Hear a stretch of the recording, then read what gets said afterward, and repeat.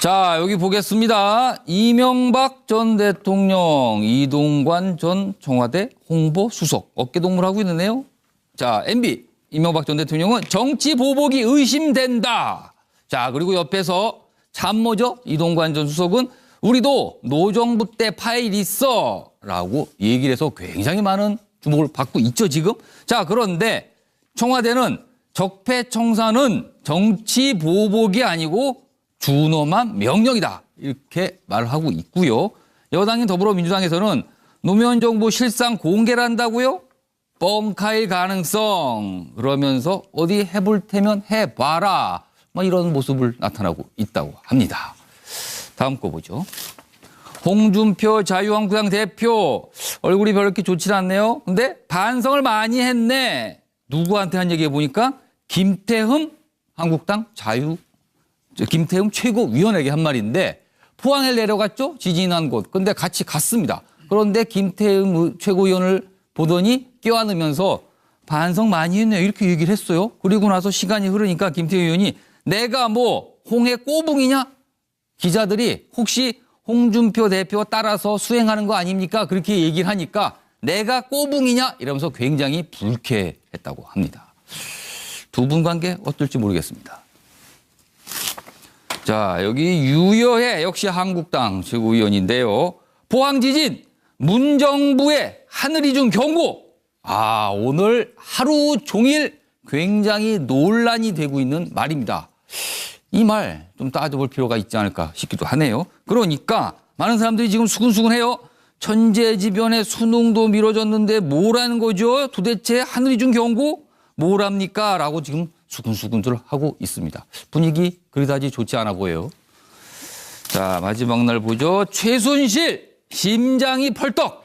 자, 재판에 가서 이런 얘기를 했대네요. 구속 연장 시 유엔에 문제 제기한다. 변호사 통해서 이렇게 얘기했습니다. 자, 혹시 박근혜 전 대통령 순실이 너도 아프냐? 나도 아픈데 유엔에 제소할 거냐? 나는 이미 했걸랑? 혹시 이런 속내 아닐까 싶습니다. 영상 보겠습니다. 적폐청산의 명목으로 보면서 이것이 과연 개혁이냐, 감정풀이냐, 정치적 보복이냐 이런 의심이 들기 시작했습니다. 그런 일이 있어서는 또 안 되고요. 그거는 정말 마지막에 있을 수 없는 일이죠. 서로 속된 말로 얘기하면 너 죽고 나 죽게 하자는 얘기인데 그건 국가를 위해서 아무 도움이 안 되기 때문에 뭐 그런 일이 없었으면 합니다. 자, 대표님 저는 해드리겠습니다. 땡큐. 아, 대표가 반성 많이 했네. 말도 하는 용서 안 하겠습니다. 저는 국회의원 돼가지고 백화에 개놓으시 시기는 전국적으로 이번 포항 지진에 대한 문정부에 대한 하늘이 준엄한 경고 그리고 천심이라고 하는 지적들이 나오고 있습니다. 문재인 대통령은 결코 이를 간과해서 들어서는 안 될 것 같습니다. 지금도 구치소에서 계속 약을 먹지 않으면 막 이렇게 심장이 뛰고 잠을 잘 수가 없고 뭐 그 폐쇄공포증 같은 게 와서 아까도 그래서 잠깐 양해부하고 약을 먹으면.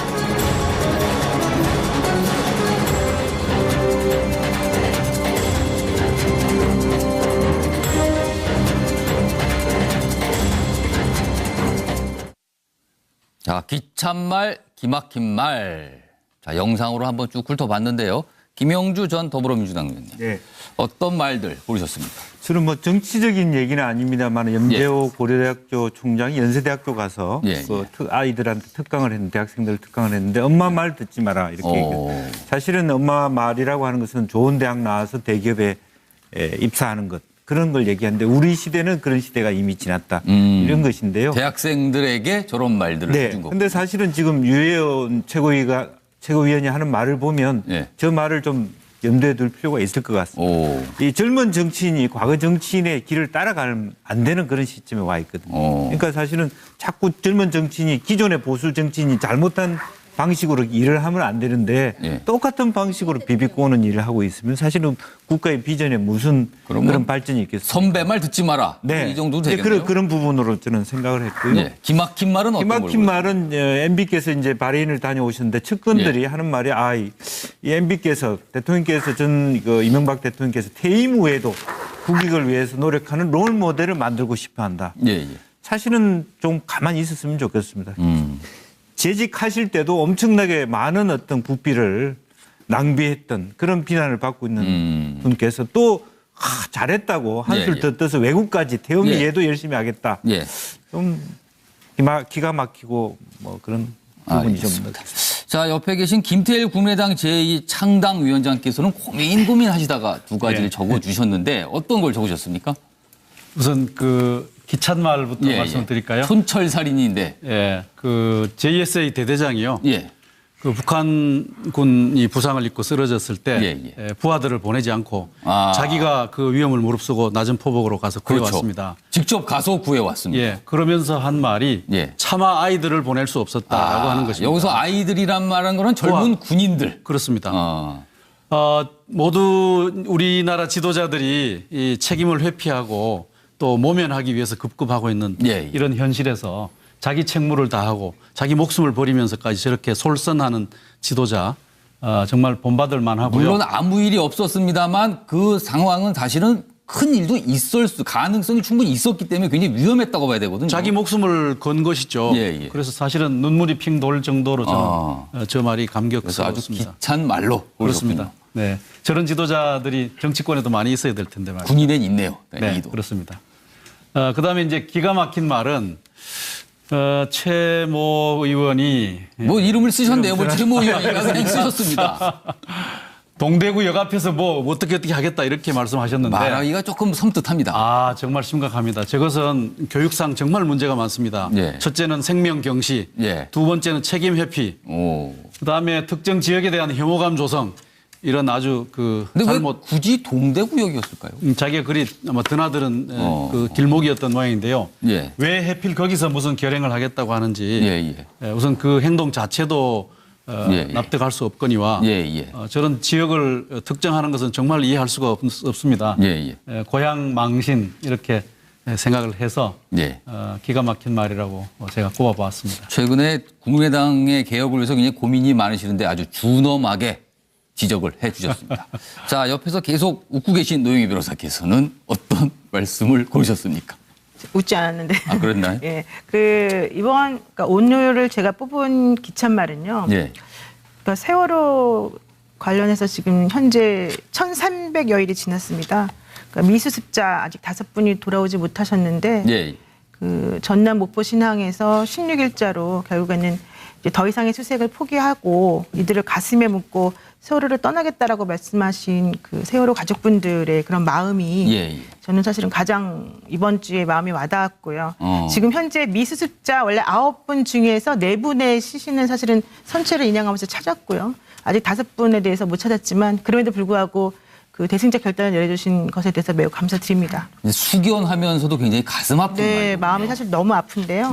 어쨌든 그런 결정을 내리기까지 얼마나 힘들었을까 그 생각을 하면 우리가 다시 한번 그분들에 대해서 그 생각해보는 시간을 가졌으면 좋겠고요. 기막힌 말에 대해서 한마디 하겠습니다. 유엔 인권이사회가 14일 날 그 스위스 제네바에서 이제 회의를 했는데 그래서 결론은 일본에 대해서 위안부 문제에 대해서 성의 있게 그리고 진정성 있게 사과를 하고 보상하라 이런 말을 했거든요. 그랬더니 이제 일본에서는 부끄러울 것 하나도 없다. 우리 잘하고 있다. 이런 식으로 대답을 했다는 겁니다. 정말 더 이상 뭐 말할 필요도 없이 너무너무 기가 막힌 말이었습니다. 알겠습니다. 자, 부끄러울 것이 하나도 없다. 본인들만 그렇게 생각한 게 아닐까 싶습니다. 자, 이쪽 넘어와서 차명진 전 의원님 어떤 말 2가지 고르셨습니까? 네, 잘 아시다시피 지난 그저께 북한에서 귀순 병사가 JSA에서 이제 이렇게 귀순을 할 때 북한에서 그 귀순 병사를 향해서 총을 쐈는데 군사 분계선을 넘어섰을 때도 총을 쐈다 그러잖아요. 지금 그렇게 알려지고 있어요. 그렇죠. 근데 이제 이에 대해서 우리가 어떻게 대응했어야 했나? 많은 분들이 그 당시에 유엔사가 그 당시 작전을 통할하고 있고 그 당시에 우리가 대응을 했더라면 상당히 이게 확전이 됐을 수 있었다라고 우려를 했는데 여기에 대해서 제가 볼 땐 문재인 대통령이 아주 정확하게 답을 내놨어요. 조준해서 사격을 할 수는 없지만 비조준해서 경고 사격이라도 했어야 했다. 이것이야말로 아주 제가 볼 때는 최고의 정답이었거든요. 아마 문재인 대통령의 이 말씀은 이후에 앞으로 남북 간의 분쟁이 있을 때 군인들 한 명 한 명에게 가슴에 깊이 못 박힌 전투 지침이 됐을 겁니다. 실제 저들이 우리를 향해서 쏠 경우에 우리는 어떤 식으로도 대응한다. 그런데 그 대응할 때 우리는 상당히 이제 남북 간의 긴장 상황을 고려해서 처음부터 직접적으로 대고 쏘는 것이 아니라 일단 경고 사격부터 한다. 저는 이게 문재인 대통령이 현재 주변에 좀 이상한 사람들에 둘러싸여 있지만 본인의 이 공수특전단 본능은 상당히 갖고 계신 것 같아요. 그래서 상당히 정확하게 이 문제를 대진단을 내리시고 차명진 전 의원께서 저희 방송에서 문재인 대통령을 칭찬한 거는 굉장히 드문 게 아닌가 싶어요. 제 기억엔 그런데. 그렇죠. 예. 참 문재인 대통령 일반적으로 잘 하고 있어요. 주변에 있는 사람들이 문제지 뭐. 알겠습니다. 그다음에 이제 이 박지원 최고위원, 박지원 대표가 통합은 전능하들이 하는 것 이렇게 말씀을 했어요. 많은 분들이 이 안철수 대표의 통합 의도에 대해서 정말로 뭣도 모르고 하는 것이다라고 생각을 하도록 하셨는데 사실 제가 볼 때는 그렇지 않아요.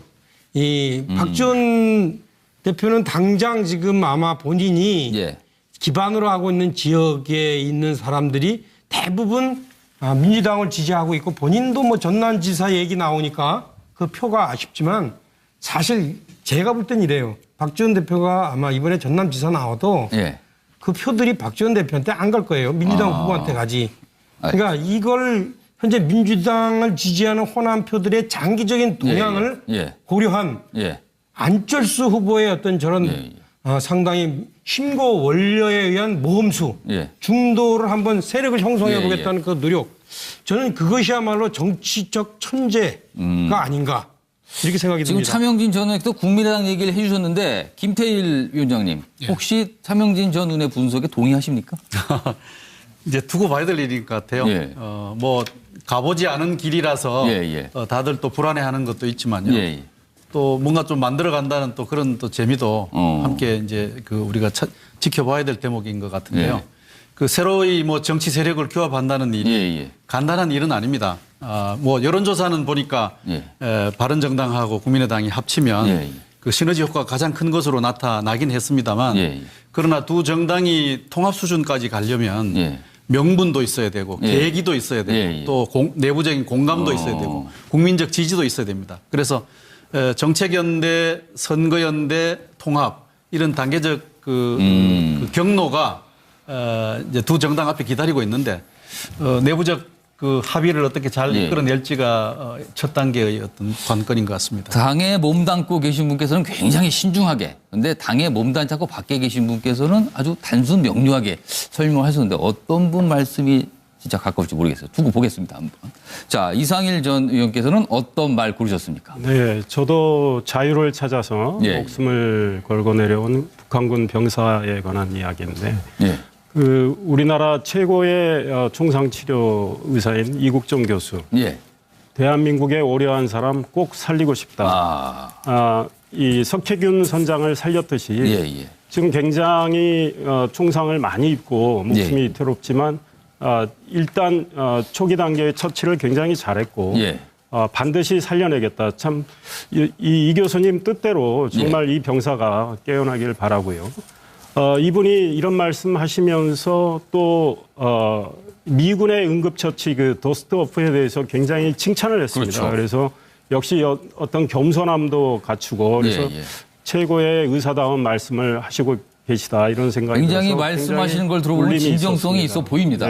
이런 묵직한 울림을 준 반면에 이 교수께서 또 이 가벼운 언행으로 좀 저는 문제가 있다고 생각하는 분이 예. 민주당의 추미애 대표입니다. 지금 예. 미국 방문 중에 계신데 예. 물론 미국이 한미 FTA를 개정하기 위해서 굉장히 압박을 가하고 있는데 잠깐만요. 지금 말씀하시는데 좀 속보가 들어왔는데 굉장히 좀 중요한 내용 같네요. 법원이 최순실, 안종범 구속영장을 재발부했다 합니다. 지금 사실 최순실 씨 같은 경우는 오늘 19일이면은 영장, 2차 영장 기간이 다 만료가 돼서 석방이 돼야 되거든요. 그런데 법원이 구속영장을 재발부를 했으니까 앞으로 6개월간 또 구속이 되는 상황이 벌어졌군요.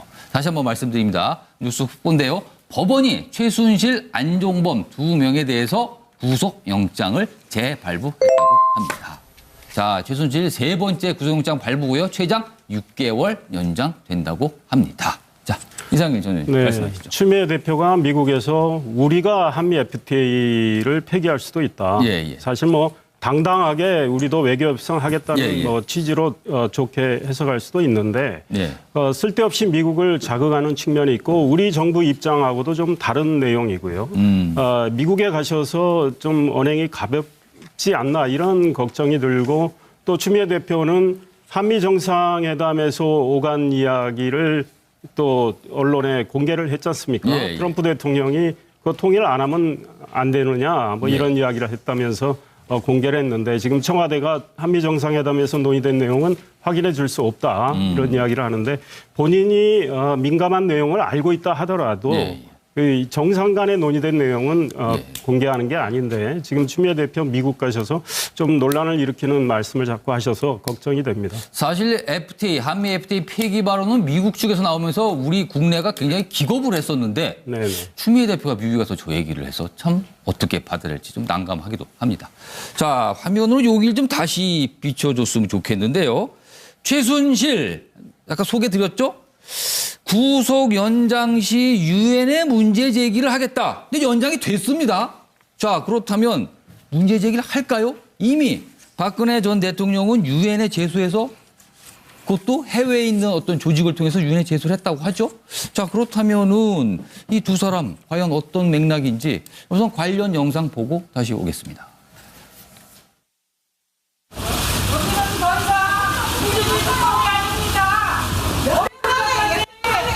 최순실 씨 여전히 강한 투사 받고 있다 생각하십니까? 국가에서 죄를 지켜 살게 해야 최순실 씨 여전히 강한 투사 특검이 아닙니다. 그리고 박 대통령하고 모든 공동체 힘을 발휘하고 사대를 강요하고 있어요. 네? 이거는 너무 억울해요. 우리 애기까지 다 어리선장까지 그렇게 하는 거는. 저렇게 계속 억울하다고 한 최순실 3차 구속영장이 발부가 됐네요. 앞으로 6개월간 더 수감이 돼야 되는데. 자, 김영주 전 의원님. 박근혜 전 대통령에 이어서 최순실도 구속영장 연장 시 유엔에 제소했다 주장을 했어요. 연장이 됐습니다, 막상. 이런 주장 자꾸 왜 합니까? 실질적으로 본인들이 이제 아까 그 화면에도 나왔습니다만 1월 달에도 민주주의 아니다. 민주주의 특검 아니다. 그런 얘기를 자꾸 하는 이유는 자기들이 정치적으로 탄압받고 있다.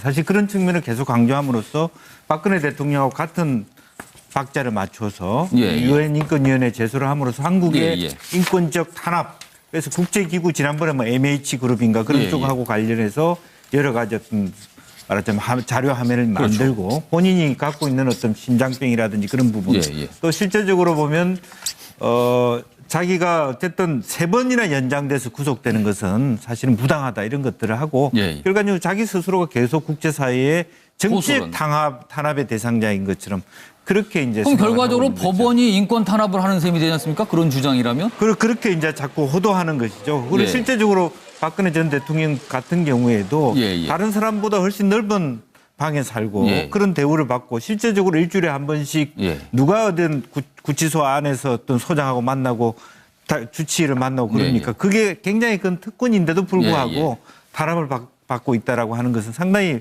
부당한 것이고 이제 그런 심리적인 공감대를 갖고 있다. 최순실이 박근혜와 같은 이제 그런 생각을 이제 하는 것이죠. 이게 외부, 그래서 소위 말해서 국내가 아닌 외부를 끌어들여서 뭔가 자기의 정당성을 주장한다. 이게 과연 옳은 것인지 모르겠습니다. 제가 한마디만 예. 최순실 씨 그 영장 발부 관련해서 말씀드릴 게 있는데요. 지금 최순실 씨 재판부가 두 가지 재판부였어요. 두 개 재판부였어요. 그러니까 지금 현재 1심에서 박근혜 전 대통령하고 같이 재판받는 김세윤 부장 재판부가 있고 또 하나는 다른 부 2대 그 학사비리 관련된 재판부가 있었는데 그 재판부에서는 이미 사실은 3년이라고 하는 형이 선고가 됐고 2심에서도 같은 결과가 나왔거든요. 그렇다면 만약에 이 김세윤 부장 재판부에서 이 최순실 씨에 대해서 원래 구속영장이 발부되지 않았었더라면 원칙적으로는 3년형을 선고하면서 저쪽 재판부에서 최순실 씨에 대해서 법정 구속을 시켜야 되는 거예요. 그렇죠. 그렇게 되겠죠. 그런데 지금 그쪽에서 안 한 이유가 이쪽에 영장이 발부돼 있었기 때문이잖아요. 그런데 만약에 이번에 3차 구속영장 발부가 절차적으로 조금 내지는 세 번째 그 혐의 사실이 좀 약하다는 것 때문에 만약에 발부를 안 하게 되면 사실은 그분은 이쪽에서 이미 실형을 선고받고 실형을 집행해야 되는 사람인데도 불구하고 안 하고 나가게 되는 거기 때문에 사실 이번 같은 경우에는 이 김세윤 재판부에서는 당연히 영장을 발부할 수밖에 없는 사정이 있었습니다. 아, 이미 뭐 선고를 받아서 유죄로 일단 1심은 됐기 때문에 어차피 그렇죠. 그냥 수감 상태에 있어야 그러니까 되는 건데. 확정 판결은 안 났지만 1, 2심에서 그렇게 같은 결과가 나왔기 때문에. 자, 이분 얘기도 좀 해보죠. 유여해 자유한국당 최고위원입니다. 아까 소개해드렸는데 포항 지진은 문재인 정부에 대한 하늘의 경고다. 이래서 오늘 인터넷 공간이 아주 발칵 뒤집혔는데 준비된 영상 보고 돌아오겠습니다. 이번 포항 지진에 대한 문 정부에 대한 하늘이 준엄한 경고 그리고 천심이라고 하는 지적들이 나오고 있습니다. 문재인 대통령은 결코 이를 간과해서 들어서는 안 될 것 같습니다. 내일 또다시 누가 불의의 객이 될지 걱정해야 하는 지금의 대한민국은 결코 정상이 아닌 것 같습니다. 내일 신문 보기가 또 두렵습니다. 여기 지금 다 같이 활동하고 있고요. 생각보다 여기는 저보고 지금 왜 왔냐고 하는 사람들도 있고요. 내가 지금 질문 좀 하겠다. 네, 하세요. 질문 저한테 하세요. 저한테 질문하세요. 네. 저한테.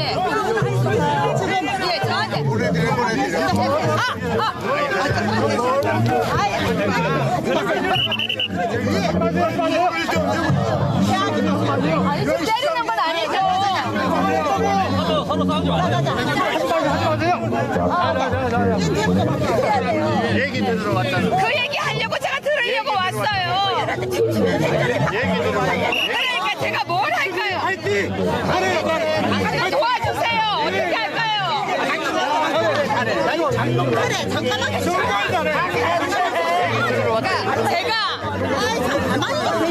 제가 할게요. 그래. 제가 할 테니까 뭘 하면 될지 얘기해 주세요. 얘기하세요. 두 가지 영상을 봤는데요. 같은 당에 몸담고 계신 차명진 전 의원님, 유여의 최고위원의 발언. 하늘에 계시다. 하늘이 무슨 뜻이다. 어떻게 생각하십니까? 글쎄요. 아까 최순실 씨하고 유여의 씨하고 둘이 좀 비슷한 게 둘이 비슷하다고요? 예, 신기가 좀 있는 것 같아. 예. 그래서 두 분 얘기가 좀 얘기가 항상 그렇게 맥락에 좀 안 맞는 말씀을 하시는데 여기에 대해서 제 얘기는 방송용어 어떤 걸 그리신 겁니까? 이게 무슨 방송용으로 이렇게 제가 얘기했습니다. 좀 무슨 얘기인지 아시겠죠? 이게 무슨 뭐 병이 있고요. 그다음에 신발 있고. 신발 있고 이게 뭡니까? 아, 이건 좀 수위가 세신 거 아니에요? 방송용으로 제가 얘기했습니다. 알겠습니다. 뭐 그 정도 하시려고요? 네. 알겠습니다. 김태일 위원장께서는 혹시 유해 최고위원의 발언에 대해서 좀 하실 말씀 없으신가요? 정말 심각하죠. 뭐 본인이 문재인 정부에 대한 뭐 부정적 태도를 표명하는 것은 있을 수 있다고 보지만요. 자기 가치니까요. 근데 저기에는 엄청난 그 희생자와 피해가 있지 않습니까? 그것을 무슨 그 저주의 결과라고 이렇게 얘기하는 것과 다름없기 때문에 현지에서는 굉장히 분노를 하고 실망을 많이 했을 것 같아요. 지금 뭐 아직 구체적인 반응이 오지는 않고 있지만 그렇게 쉽게 받아들이지는 어려운 발언이 아닐까. 그분들이 얼마나 좀 불쾌할 수도 있을 것 같아요. 네, 이제 세월호에 대해서도 이제 저런 말 실수들이 많이 있었지 않습니까? 똑같은 패턴인데 저분이 이제 또 당의 최고 지도부에 있다고 하는 점에서 좀 남다른 어떤 책임을 좀 늦게 하지 않을까 이런 생각이 듭니다. 알겠습니다. 뭐 여기 나머지 계신 분들도 아마 공감을 하지 않을까 싶어서 이 정도로 하겠습니다. 다음 주제로 넘어갈 텐데요. 이 자리에 앉았다 하면 대개 감옥행입니다. 바로 국정원장 자리를 말하는 건데요. 앉았을 때는 최고로 힘이 센 자리긴 하지만 떠나면 참 초라하기가 그지 없습니다. 다음 정치 핫 이슈 넘어갑니다. 첫째는 생명 경시, 두 번째는 책임 회피, 그다음에 특정 지역에 대한 혐오감 조성 이런 아주 그 근데 잘못 왜 굳이 동대구역이었을까요? 자기가 그리 아마 드나드는 그 길목이었던 모양인데요. 왜 하필 거기서 무슨 결행을 하겠다고 하는지 우선 그 행동 자체도 납득할 수 없거니와 저런 지역을 특정하는 것은 정말 이해할 수가 없습니다. 고향 망신 이렇게 생각을 해서 기가 막힌 말이라고 제가 꼽아봤습니다. 최근에 국민의당의 개혁을 위해서 굉장히 고민이 많으시는데 아주 준엄하게 지적을 해 주셨습니다. 자, 옆에서 계속 웃고 계신 노영희 변호사께서는 어떤 말씀을 고르셨습니까? 웃지 않았는데. 아, 그랬나요? 예. 이번 그러니까 온유를 제가 뽑은 기참말은요. 그러니까 세월호 관련해서 지금 현재 1,300여일이 지났습니다. 그러니까 미수습자 아직 5분이 돌아오지 못하셨는데 그 전남 목포 신항에서 16일자로 결국에는 이제 더 이상의 수색을 포기하고 이들을 가슴에 묻고 세월호를 떠나겠다라고 말씀하신 그 세월호 가족분들의 그런 마음이 저는 사실은 가장 이번 주에 마음이 와닿았고요. 지금 현재 미수습자 원래 9분 중에서 4분의 시신은 사실은 선체를 인양하면서 찾았고요. 아직 5분에 대해서 못 찾았지만 그럼에도 불구하고 그 대승적 결단을 내려주신 것에 대해서 매우 감사드립니다. 숙연하면서도 굉장히 가슴 아픈 말이에요. 마음이 사실 너무 아픈데요. 어쨌든 그런 결정을 내리기까지 얼마나 힘들었을까 그 생각을 하면 우리가 다시 한번 그분들에 대해서 그 생각해보는 시간을 가졌으면 좋겠고요. 기막힌 말에 대해서 한마디 하겠습니다. 유엔 인권이사회가 14일 날 그 스위스 제네바에서 이제 회의를 했는데 그래서 결론은 일본에 대해서 위안부 문제에 대해서 성의 있게 그리고 진정성 있게 사과를 하고 보상하라 이런 말을 했거든요. 그랬더니 이제 일본에서는 부끄러울 것 하나도 없다. 우리 잘하고 있다. 이런 식으로 대답을 했다는 겁니다. 정말 더 이상 뭐 말할 필요도 없이 너무너무 기가 막힌 말이었습니다. 알겠습니다. 자, 부끄러울 것이 하나도 없다. 본인들만 그렇게 생각하는 게 아닐까 싶습니다. 자, 이쪽 넘어와서 차명진 전 의원님 어떤 말 2가지 고르셨습니까? 네, 잘 아시다시피 지난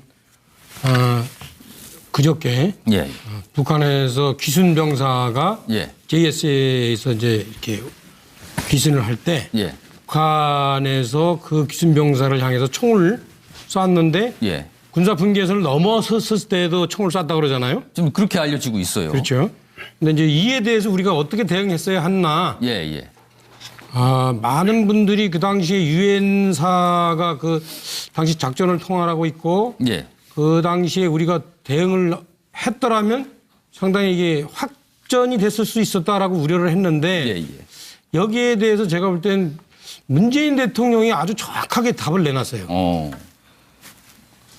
조준해서 사격을 할 수는 없지만 비조준해서 경고 사격이라도 했어야 했다.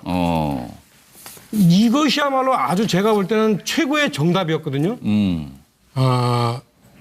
아마 문재인 대통령의 이 말씀은 이후에 앞으로 남북 간의 분쟁이 있을 때 군인들 한 명 한 명에게 가슴에 깊이 못 박힌 전투 지침이 됐을 겁니다. 실제 저들이 우리를 향해서 쏠 경우에 우리는 어떤 식으로도 대응한다. 그런데 그 대응할 때 우리는 상당히 이제 남북 간의 긴장 상황을 고려해서 처음부터 직접적으로 대고 쏘는 것이 아니라 일단 경고 사격부터 한다. 저는 이게 문재인 대통령이 현재 주변에 좀 이상한 사람들에 둘러싸여 있지만 본인의 이 공수특전단 본능은 상당히 갖고 계신 것 같아요. 그래서 상당히 정확하게 이 문제를 대진단을 내리시고 차명진 전 의원께서 저희 방송에서 문재인 대통령을 칭찬한 거는 굉장히 드문 게 아닌가 싶어요. 제 기억엔 그런데. 그렇죠. 참 문재인 대통령 일반적으로 잘 하고 있어요. 주변에 있는 사람들이 문제지 뭐. 알겠습니다. 그다음에 이제 이 박지원 최고위원, 박지원 대표가 통합은 전능아들이 하는 것 이렇게 말씀을 했어요. 많은 분들이 이 안철수 대표의 통합 의도에 대해서 정말로 뭣도 모르고 하는 것이다라고 생각을 하도록 하셨는데 예. 사실 제가 볼 때는 그렇지 않아요. 이 박지원 대표는 인의 길을 따라가면 안 되는 그런 시점에 와 있거든요. 그러니까 사실은 자꾸 젊은 정치인이 기존의 보수 정치인이 잘못한 방식으로 일을 하면 안 되는데 예. 똑같은 방식으로 비비꼬는 일을 하고 있으면 사실은 국가의 비전에 무슨 그런 발전이 있겠습니까? 선배 말 듣지 마라. 네. 이 정도 되겠네요. 그런 부분으로 저는 생각을 했고요. 예. 기막힌 말은 어떤 걸 기막힌 말은 MB께서 이제 바레인을 다녀오셨는데 측근들이 하는 말이 이 MB께서 대통령께서 이명박 대통령께서 퇴임 후에도 국익을 위해서 노력하는 롤 모델을 만들고 싶어 한다. 예. 사실은 좀 가만히 있었으면 좋겠습니다. 재직하실 때도 엄청나게 많은 어떤 국비를 낭비했던 그런 비난을 받고 있는 분께서 또 잘했다고 한술 더 떠서 외국까지 태영이 얘도 열심히 하겠다. 좀 기가 막히고 뭐 그런 부분이 좀. 자, 옆에 계신 김태일 국민의당 제2창당위원장께서는 고민하시다가 두 가지를 적어주셨는데 어떤 걸 적으셨습니까? 우선 기찻말부터 말씀드릴까요? 촌철살인인데. 예. JSA 대대장이요. 그 북한군이 부상을 입고 쓰러졌을 때 부하들을 보내지 않고 자기가 그 위험을 무릅쓰고 낮은 포복으로 가서 구해왔습니다. 직접 가서 구해왔습니다. 예. 그러면서 한 말이 차마 아이들을 보낼 수 없었다라고 하는 것입니다. 여기서 아이들이란 말한 거는 젊은 군인들. 그렇습니다. 모두 우리나라 지도자들이 이 책임을 회피하고 또 모면하기 위해서 급급하고 있는 이런 현실에서 자기 책무를 다하고 자기 목숨을 버리면서까지 저렇게 솔선하는 지도자 정말 본받을 만하고요. 물론 아무 일이 없었습니다만 그 상황은 사실은 큰 일도 가능성이 충분히 있었기 때문에 굉장히 위험했다고 봐야 되거든요. 자기 목숨을 건 것이죠. 그래서 사실은 눈물이 핑 돌 정도로 저는 저 말이 감격스럽습니다. 아주 기찬 말로 그렇습니다. 네, 저런 지도자들이 정치권에도 많이 있어야 될 텐데 말이죠. 군인엔 있네요. 네, 그렇습니다. 그다음에 이제 기가 막힌 말은 최모 의원이 뭐 이름을 쓰셨네요. 뭐 최모 의원이라고 그냥 쓰셨습니다. 동대구역 앞에서 뭐 어떻게 하겠다 이렇게 말씀하셨는데 말하기가 조금 섬뜩합니다. 정말 심각합니다. 저것은 교육상 정말 문제가 많습니다. 자, 여기 보겠습니다. 이명박 전 대통령, 이동관 전 청와대 홍보수석 어깨동무를 하고 있는데요. 자, MB 이명박 전 대통령은 정치 보복이 의심된다. 자, 그리고 옆에서 참모죠. 이동관 전 수석은 우리도 노정부 때 파일 있어 라고 얘기를 해서 굉장히 많은 주목을 받고 있죠, 지금. 자, 그런데 청와대는 적폐청산은 정치 보복이 아니고 준엄한 명령이다. 이렇게 말을 하고 있고요. 여당인 더불어민주당에서는 노무현 정부 실상 공개를 한다고요? 뻥카일 가능성. 그러면서 어디 해볼 테면 해봐라. 뭐 이런 모습을 나타나고 있다고 합니다. 다음 거 보죠. 홍준표 자유한국당 대표 얼굴이 별로 이렇게 좋지 않네요. 근데 반성을 많이 했네. 누구한테 한 얘기 해보니까 김태흠 한국당 김태흠 최고위원에게 한 말인데 포항에 내려갔죠. 지진이 난 곳. 근데 같이 갔습니다. 그런데 김태흠 최고위원을 보더니 껴안으면서 반성 많이 했네요. 이렇게 얘기를 했어요. 그리고 나서 시간이 흐르니까 김태흠 의원이 내가 뭐 홍해 꼬붕이냐? 기자들이 혹시 홍준표 대표 따라서 수행하는 거 아닙니까? 그렇게 얘기를 하니까 내가 꼬붕이냐? 이러면서 굉장히 불쾌했다고 합니다. 두 분 관계 어떨지 모르겠습니다. 자, 여기 유여해 역시 한국당 최고위원인데요. 포항 지진 문정부의 하늘이 준 경고. 오늘 하루 종일 굉장히 논란이 되고 있는 말입니다. 이 말 좀 따져볼 필요가 있지 않을까 싶기도 하네요. 그러니까 많은 사람들이 지금 수근수근해요. 천재지변에 수능도 미뤄졌는데 뭐라는 거죠? 도대체 하늘이 준 경고 뭐랍니까? 라고 지금 수근수근들 하고 있습니다. 분위기 그리다지 좋지 않아 보여요. 자, 마지막 날 보죠. 최순실 심장이 펄떡. 자, 재판에 가서 이런 얘기를 했대네요. 구속 연장 시 유엔에 문제 제기한다. 변호사 통해서 이렇게 얘기했습니다. 자, 혹시 박근혜 전 대통령 순실이 너도 아프냐? 나도 아픈데 유엔에 제소할 거냐? 나는 이미 했걸랑? 혹시 이런 속내 아닐까 싶습니다. 영상 보겠습니다. 적폐청산의 명목으로 보면서 이것이 과연 개혁이냐, 감정풀이냐, 정치적 보복이냐 이런 의심이 들기 시작했습니다. 그런 일이 있어서는 또 안 되고요. 그건 정말 마지막에 있을 수 없는 일이죠. 서로 속된 말로 얘기하면 너 죽고 나 죽게 하자는 얘기인데 그건 국가를 위해서 아무 도움이 안 되기 때문에 뭐 그런 일이 없었으면 합니다. 자, 대표님 저는 해드리겠습니다. 땡큐. 대표가 반성 많이 했네. 제 말도 하는 용서 안 하겠습니다. 저는 국회의원 돼가지고 백파에 개노식 시키는 그런 국회의원 이번 포항 지진에 대한 문정부에 대한 하늘이 준엄한 경고 그리고 천심이라고 하는 지적들이 나오고 있습니다. 문재인 대통령은 결코 이를 간과해서 들어서는 안 될 것 같습니다. 지금도 구치소에서 계속 약을 먹지 않으면 막 이렇게 심장이 뛰고 잠을 잘 수가 없고 뭐 그 폐쇄공포증 같은 게 와서 아까도 그래서 잠깐 양해보고 약을 먹으면.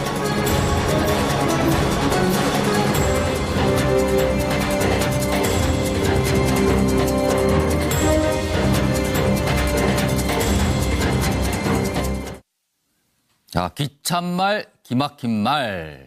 자, 영상으로 한번 쭉 훑어봤는데요. 김영주 전 더불어민주당 의원님. 네.